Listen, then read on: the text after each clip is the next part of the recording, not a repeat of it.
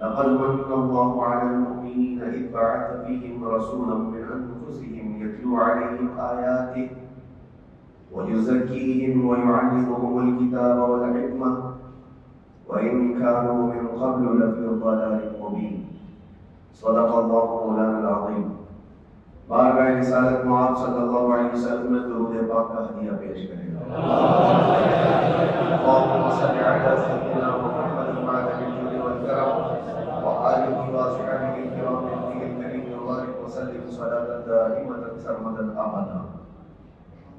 عزیزان گرامی وقار، اللہ عز و جل قرآن عظیم میں اپنے احسان کا ذکر فرما رہا ہے.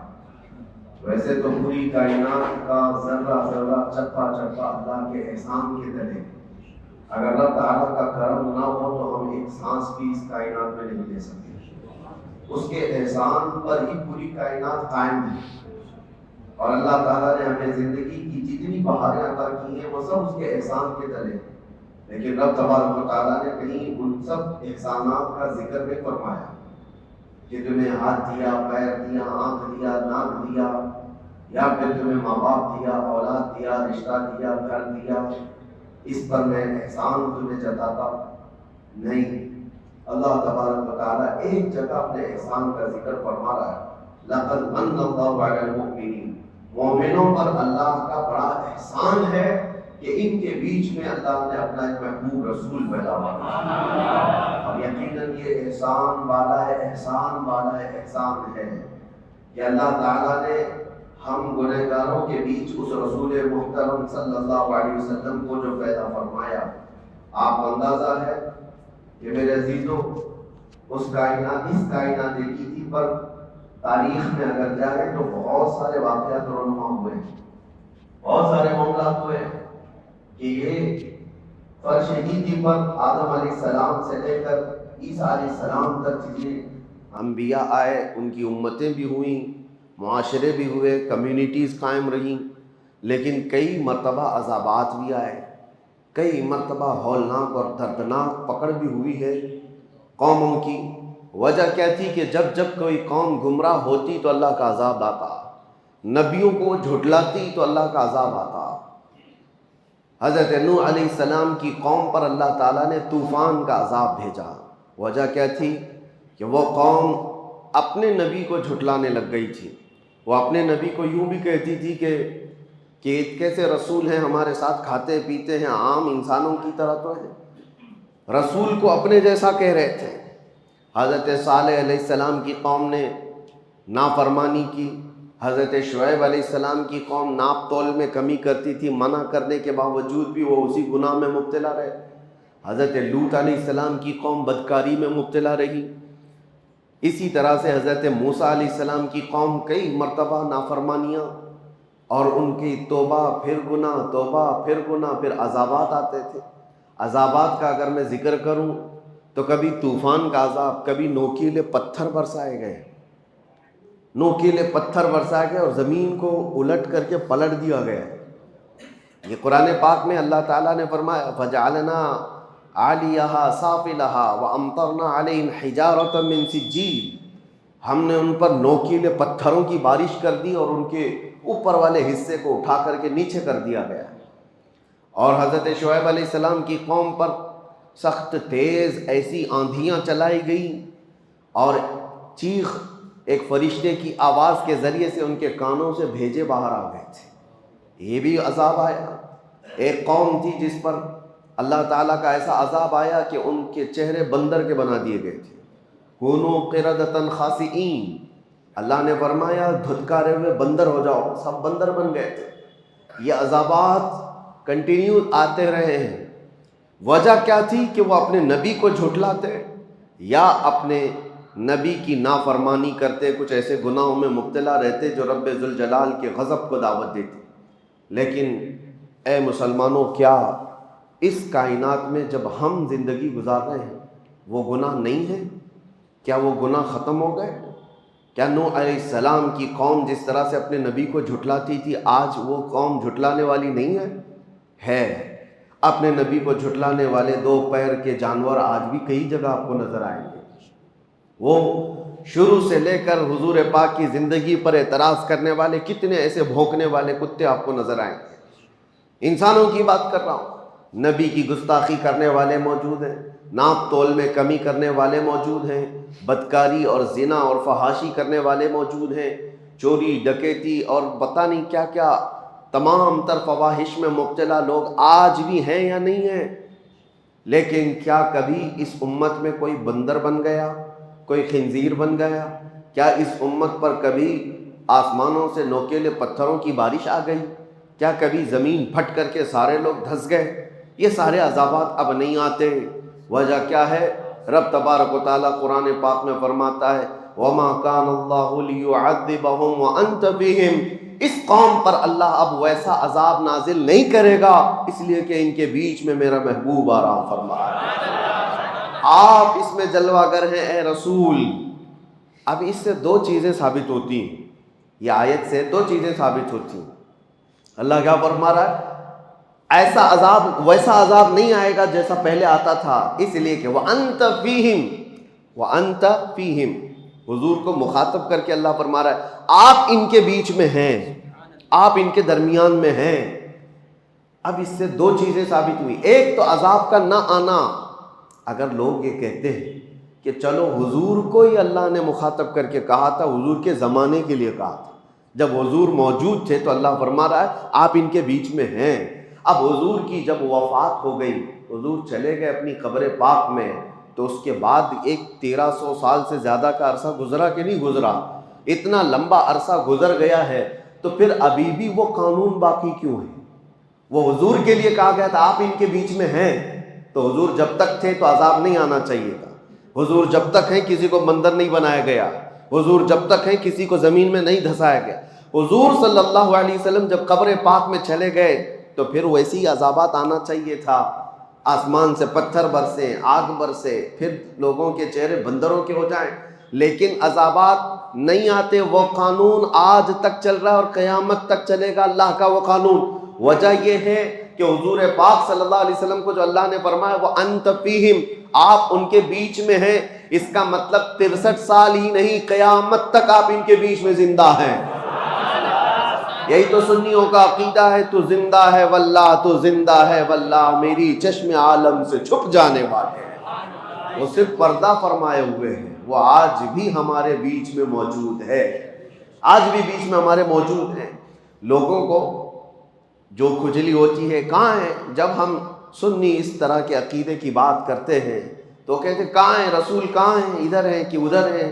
مذاق میں اس طرح کی باتیں کرتے ہیں۔ کئی لوگوں کو دیکھا گیا مذاق کرتے ہیں، کیا دکھ رہا ہے تم کو؟ دکھ رہا ہے ہم کو؟ دکھ رہا ہے؟ نادان، تجھے کیا دکھے گا؟ حضور پاک صلی اللہ علیہ وسلم جب ہجرت فرما رہے تھے، یاد ہے تاریخ، مکہ سے مدینے کی طرف جا رہے تھے، رات کا وقت تھا، پورے کفار گھر کو گھیرا کیے ہوئے کھڑے تھے اور حضور ان کے بیچ میں سے نکل کر جا رہے تھے۔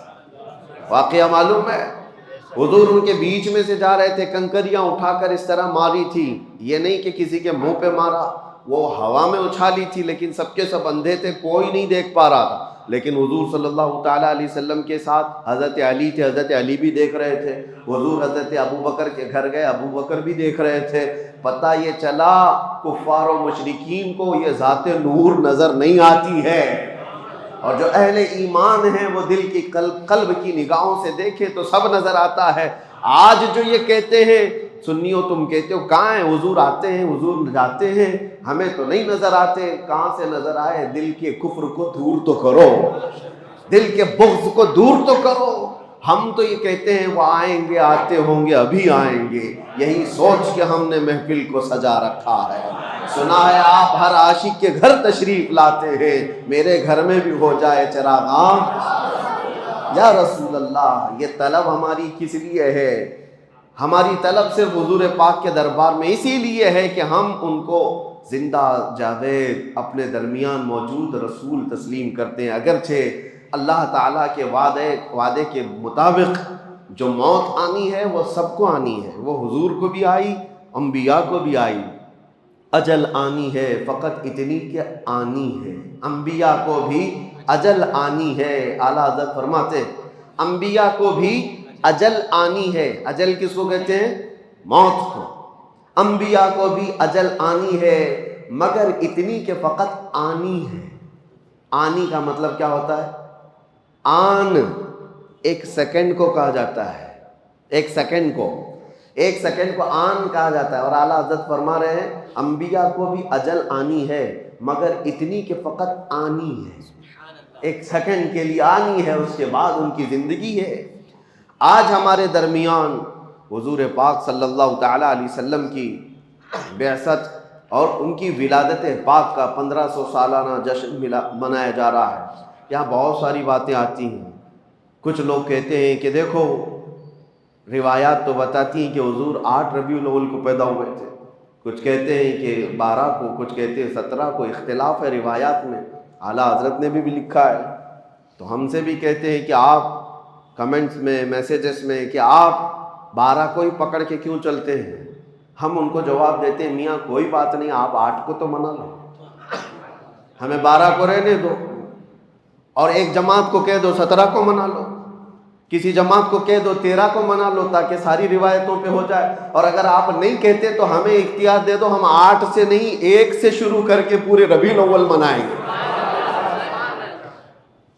نہیں منانا ہے، نہیں کرنا ہے تو اعتراضات الگ الگ، اور پھر اس میں ایک کوڑ زدہ دل کا کوڑ جس کا ہے، ایسا عقیدے کا کوڑ نکل کر کے آئے۔ صاحب انہوں نے کہا ارے 12 ربیع الاول شریف کو حضور صلی اللہ علیہ وسلم کی ولادت کا دن تو مناتے ہو، آپ کو پتہ ہے اسی دن حضور کی وفات بھی ہوئی، حضور کی وفات بھی ہوئی، حضور کے انتقال کا دن بھی ہے۔ تو آپ دوسرے بزرگوں کے جس طرح انتقال کے دن کو مناتے ہیں، کیا حضور پاک صلی اللہ علیہ وسلم کے وفات کا غم نہیں کر سکتے؟ 12 ربیع الاول کو آپ خوشیاں مناتے تو ہیں، سب سڑکوں پہ نکل آتے ہیں اور لبیک یا رسول اللہ کہتے ہیں، مرحبا مرحبا کہتے ہیں، لیکن آپ کو حضور کے دنیا سے جانے کا غم نہیں ہے کہ حضور اسی دن دنیا سے تشریف لے گئے تھے، حضور پاک صلی اللہ علیہ وسلم کی وفات ہوئی تھی۔ سنیوں کو کھینچ لینے کی باتیں کی جاتی ہیں، جذباتی باتیں، ایموشنل کر کے کہ ہاں حضور کی وفات پر کون ایموشنل نہیں ہوگا۔ لوگوں کو لگتا ہے کہ ہاں حضور اس دن انتقال کیے تھے تو ہمیں غم ہونا چاہیے، آج خوشی کس بات کی؟ ان کے منہ پر تھپڑ لگاتے ہوئے کہو غم اس کا منائیں جو چلا گیا ہو، مر گیا ہو، مٹی میں مل گیا ہو، وہ تمہارا نبی ہوگا، ہمارا نبی تو صرف پردہ کیا ہوا ہے، وہ کل بھی زندہ تھا، آج بھی زندہ ہے۔ تو زندہ ہے واللہ، تو زندہ ہے واللہ، میری چشم عالم سے چھپ جانے والے، غم وہ کرے جس کا سب ختم ہو گیا۔ حضور پاک صلی اللہ تعالیٰ علیہ وسلم کی شریعت باقی ہے یا نہیں باقی ہے؟ حضور پر اترا ہوا قرآن باقی ہے یا نہیں باقی ہے؟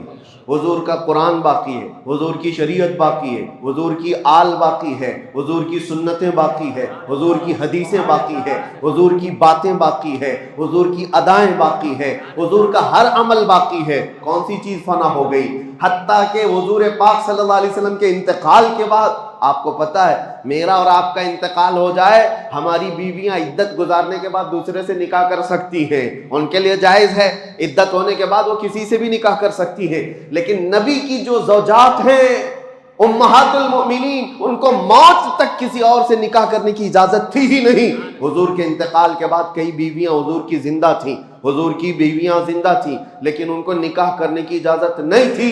وجہ کیا ہے؟ ایک عورت اپنے شوہر کے ہوتے ہوئے دوسرے کے ساتھ نکاح کر ہی نہیں سکتی۔ وہ اور عورتیں ہیں جو اپنے مردوں کے انتقال کے بعد عدت گزار کر کے کر سکتی ہیں، لیکن رسول کی بیویاں نہیں کر سکتی، اس لیے کہ رسول زندہ ہیں، رسول پاک کی بیویاں ہماری مائیں ہیں۔ اور دوسری بات، ام المومنین عائشہ صدیقہ رضی اللہ تعالیٰ عنہا، توجہ چاہتا ہوں، حضور کس کے حجرے میں آج آرام کر رہے ہیں؟ جو جالیاں ہیں، حضور جس قبر میں آرام فرمائے وہ حضرت عائشہ کا حجرہ ہے، حضرت عائشہ کا گھر ہے، جس میں حضور صلی اللہ علیہ وسلم حضرت عائشہ کے ساتھ رہا کرتے تھے، اسی حجرے میں حضور دفن ہیں۔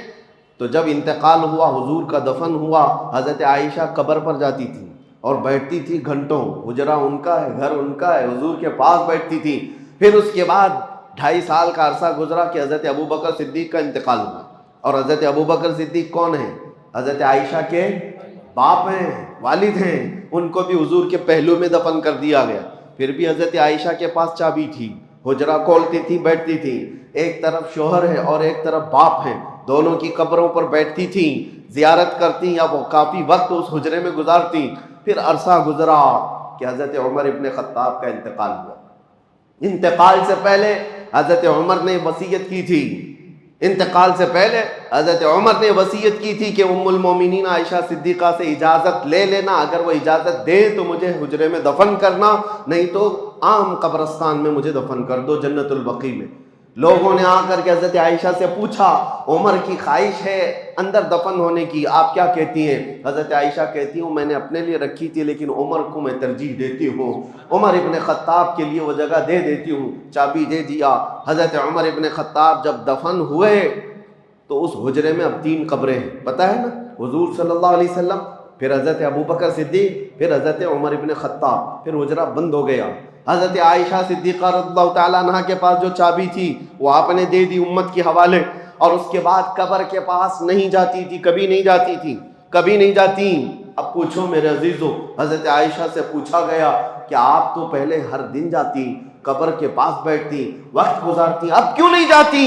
حضرت عائشہ کہتی ہیں پہلے تو رسول اللہ تھے میرے شوہر ہیں، میرے باپ ابو بکر تھے میرے باپ ہیں، وہ میرے محرم تھے، جب سے حضرت عمر آ گئے میرے لیے وہ غیر محرم ہے، میں ان سے پردہ کرنے کی وجہ سے نہیں جاتی ہوں، زندگی میں بھی ان سے پردہ کرتی تھی اس لیے نہیں جاتی ہوں۔ اب حضرت عائشہ سے کوئی سوال تو کرے، پردہ کس سے ہوتا ہے؟ پردہ زندوں سے ہوتا ہے کہ مردوں سے ہوتا ہے؟ ام المومنین عمر ابن خطاب سے پردہ کر کے بتا رہی ہے کہ عمر ابن خطاب اپنی قبر میں دیکھ رہے ہیں جو آ رہا ہے جو جا رہا ہے۔ جب عمر سے حضرت عائشہ کا عقیدہ یہ ہے تو پھر حضور پاک کی حیات کا عالم کیا ہوگا؟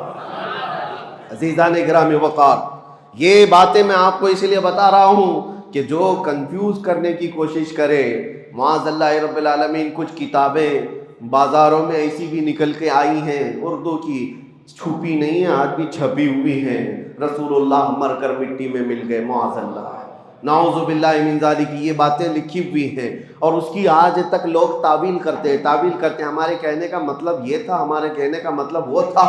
نادان ظالم، کسی کو گالی دے کر کے تو مطلب نکالے گا، کسی کو ماں کو کسی کے باپ کو کہہ کر کے بعد میں پھر مطلب نکالو گے؟ وہ رسول پاک صلی اللہ تعالیٰ علیہ وسلم جہاں کے متعلق صحابہ کو اللہ فرماتا ہے لا ترفعوا اصواتکم فوق صوت النبی، اپنی آوازیں نبی کی آواز پر بلند مت کرنا، ورنہ کیا ہوگا؟ ان تحبط اعمالکم وانتم لا تشعرون، تمہارے اعمال ضائع کر دیے جائیں گے، تجھے خبر بھی نہیں ہوگی۔ یہ کس کو اللہ فرما رہا ہے؟ ایرے غیرے کو نہیں، صحابہ کو اللہ فرما رہا ہے۔ صحابہ جو امت کے سب سے اعلیٰ انسان تھے ان کو اللہ فرما رہا ہے نبی کے دربار میں بیٹھو تو آوازیں اونچی نہ کرو ان کے لیے، اور تم کتابوں میں کچھ بھی لکھ مارو اور پھر کہو کہ ہمارا مقصد یہ نہیں تھا، ہمارا مطلب یہ نہیں تھا۔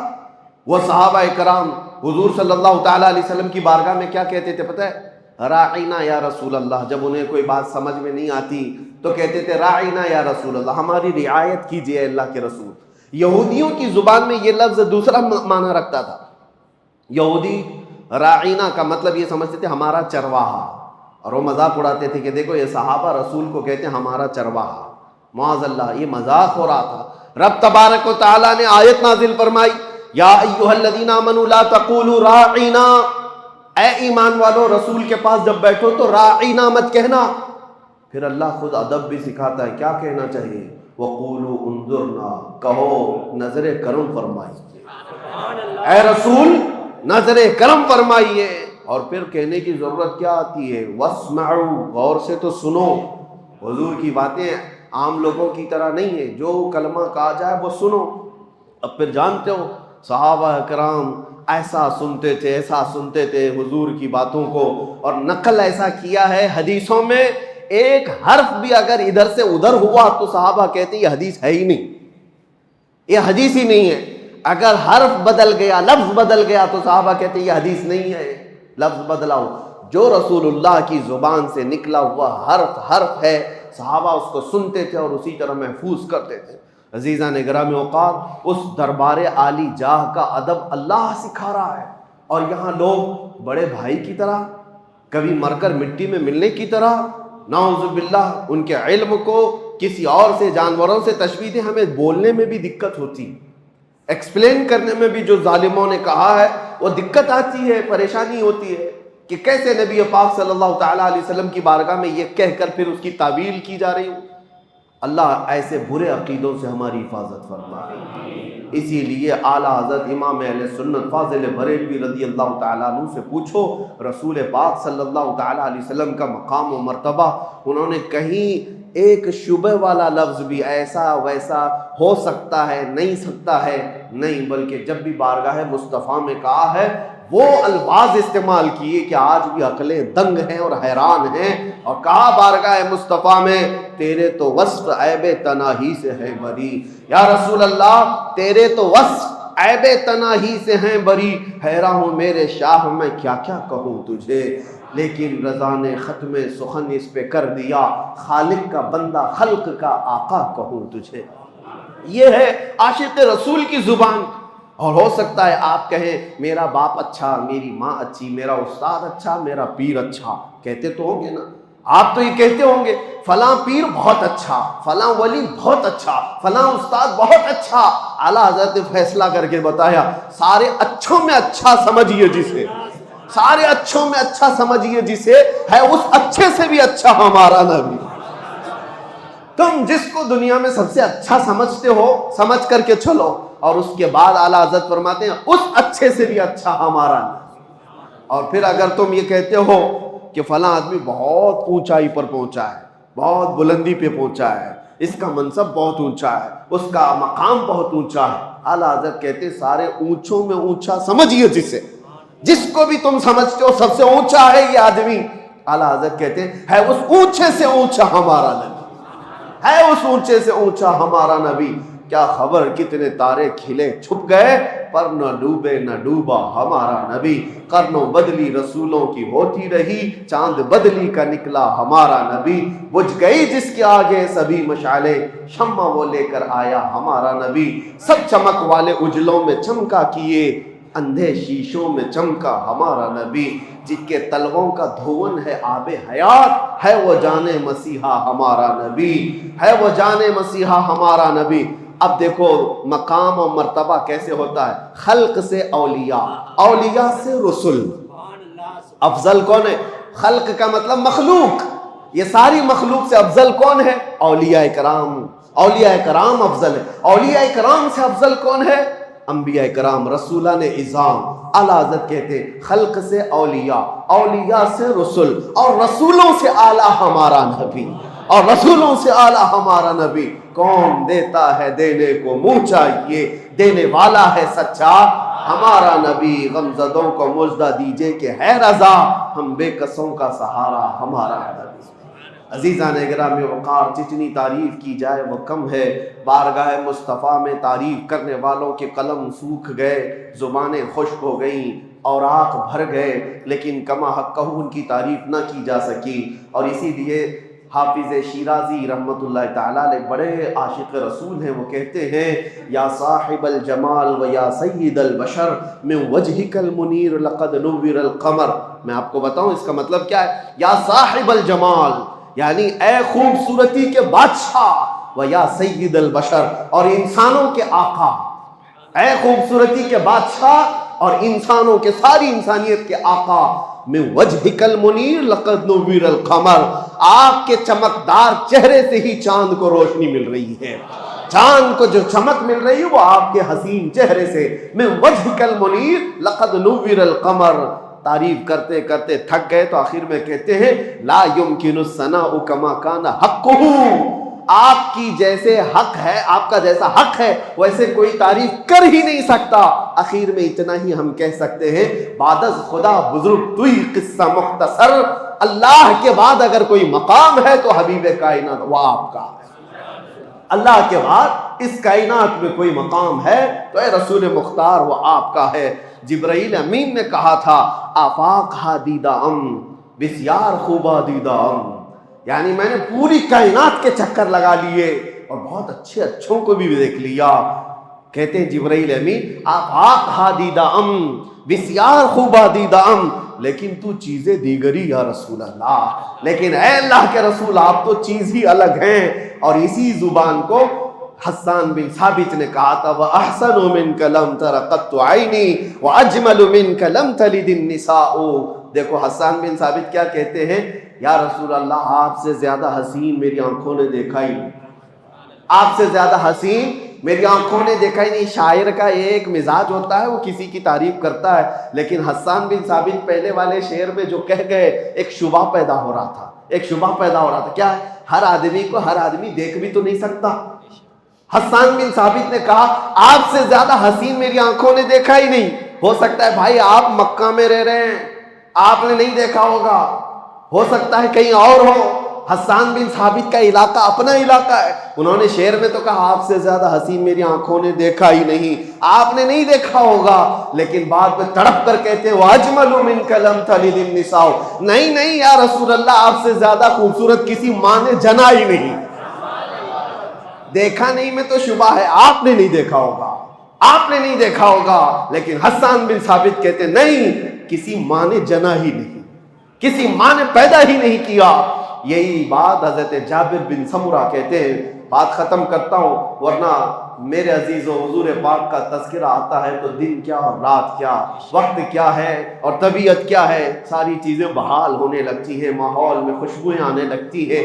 حضرت جابر بن سمرہ کہتے ہیں ایک دن 14ویں رات تھی، 14ویں رات پتہ ہے چاند اپنے شباب کے ساتھ باہر آتا ہے، اور اسی وقت حضرت جابر کہتے ہیں میں مسجد نبوی کے پاس آیا، رسول پاک صلی اللہ علیہ وسلم سرخ دھاری دار جبہ پہنے ہوئے اپنے حجرے سے باہر نکل رہے تھے۔ وہ کہتے کبھی میں رسول اللہ کو دیکھتا تھا اور کبھی 14ویں کے چاند کو دیکھتا تھا، کبھی ادھر دیکھتا تھا کبھی ادھر دیکھتا تھا، بار بار میں دیکھ رہا تھا، اور پھر کہتے ہیں میں یہ سوچنے لگا یہ زیادہ حسین ہے کہ یہ چہرہ زیادہ حسین ہے۔ اخیر میں وہ تھک کر کے ادھر ادھر دیکھنے کے بعد چاند کو دیکھنا چھوڑ دیا، پھر رسول اللہ کی طرف دیکھتے رہ گئے، جس کو شاعر یوں کہتا ہے، شاعر یوں کہتا ہے چاند سے تشبیہ دینا یہ بھی کیا انصاف ہے، چاند میں تو داغ ہے حضور کا چہرہ صاف ہے۔ یہ ان کا صحابہ اکرام رضوان اللہ تعالیٰ علیہ مجمعین کا مسلک تھا، چاند میں تو داغ ہے حضور کا چہرہ صاف ہے۔ اللہ کریم وہ حسین چہرے جمال جہاں آرا کی ہماری زندگی میں زیارت نصیب فرمائے۔ مولا کریم مرنے سے پہلے اس آمنہ کے لال کے قدموں میں ایک بار ہماری کھلی آنکھوں سے زیارت نصیب فرما، آخری سانس تک اس رسول محترم صلی اللہ علیہ وسلم کے ناموس کی حفاظت کی ہمیں توفیق عطا فرما۔ کائنات پر جتنے بھی سنی عاشق رسول بستے ہیں اے رب العالمین، اس 1500 سالہ جشن عید میلاد النبی کی برکات سب کو عطا فرما دے، عقیدوں کی، اعمال کی، جان و مال کی، عزت و آبرو کی حفاظت عطا فرما۔ اے کریم خدا اس میلاد مصطفیٰ کے آنے سے پہلے پہلے ہم سب کو بخشے ہوئے میں شمار فرما دے، ہم سب کو جہنم سے آزاد ہونے والوں میں شامل فرما دے، اور بارگاہ مصطفیٰ میں پہنچ کر حضور کی جالیوں کے سامنے کھڑے ہو کر میرے آقا کے بارگاہ میں سلام پیش کرنے کی مہلت نصیب فرما۔ وصلی اللہ تعالی علی خیر خلقہ محمد وآلہ وصحبہ اجمعین، وآخر دعوانا الحمد للہ رب العالمین۔ السلام علیکم۔